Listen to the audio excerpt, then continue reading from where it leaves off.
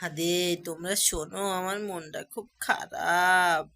আমার পল্টুর মা আমার থুয়ে চলে গেছে। জামা টামা খুলে একটু বসি, খুব মাজা ব্যথা করতেস। পল্টুর মা, তুমি থুয়ে গেলে পল্টুর মা। এই চেয়ারে বসে বসে তোমার কথা চিন্তা করি আর পারিনি।